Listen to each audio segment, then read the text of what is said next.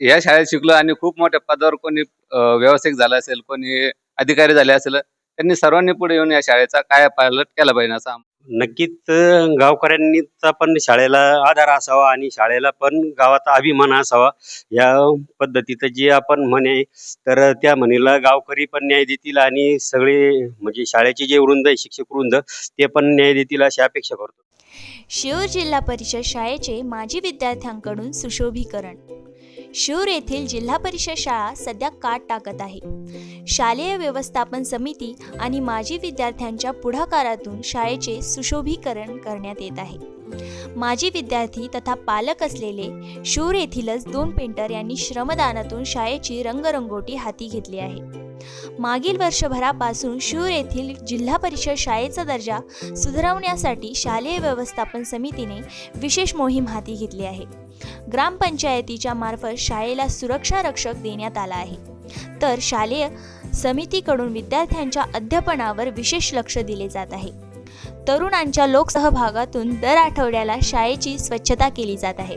सध्या सुरू असलेल्या रंगरंगोटीसाठी 2003-04 इयत्ता 10वीच्या विद्यार्थिनींनी वर्गणी जमवत रंग उपलब्ध करून दिले आहे. तर शाळेच्या वर्गखोल्यांना पेंटर गौतम पगारे आणि पेंटर नंदू त्रिभुवन या दोघांनीही मजुरी न घेता आपल्या श्रमदानातून शाळेचे सौंदर्य वाढवण्यात सिंहाचा वाटा उचलला आहे.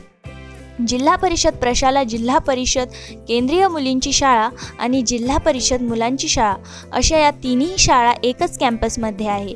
त्यामुळे या तिन्ही शाळांचा विकास करण्यासाठी माजी विद्यार्थ्यांनी पुढाकार घेतला आहे.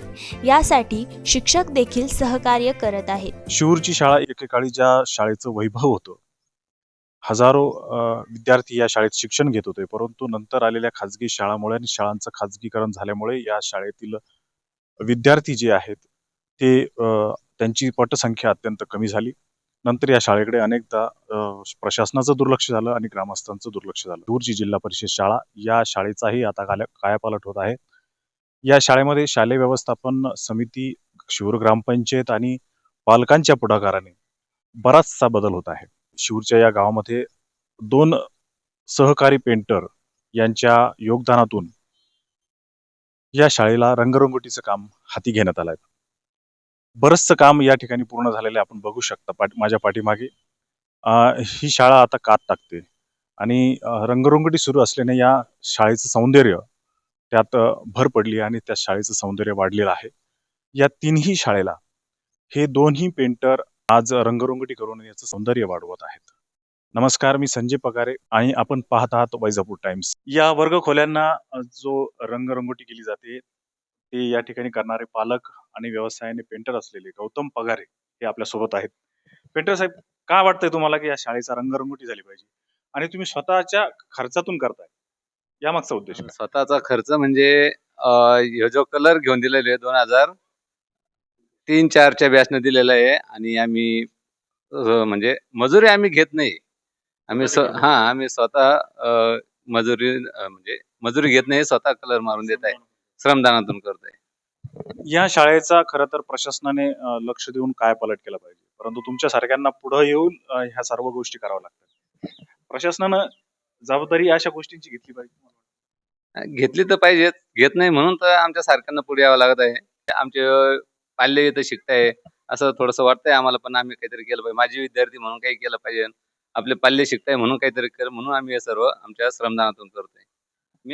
मी आणि माझे सहकारी नंदू पेंटर आम्ही दोघं मिळून हे सर्व करतो. आलं पाहिजे, सर्व माझे विद्यार्थ्यांनी पुढे आलं पाहिजे आणि या शाळेचा आपण या शाळेत शिकलो आणि खूप मोठ्या पदावर कोणी व्यावसायिक झाला असेल, कोणी अधिकारी झाले असेल, त्यांनी सर्वांनी पुढे येऊन या शाळेचा कायापालट केला पाहिजे असं माझं आव्हान असं आहे का ज्या 2003-04च्या बॅचने केलंय तेच इतर बॅचनं पण केलं पाहिजे.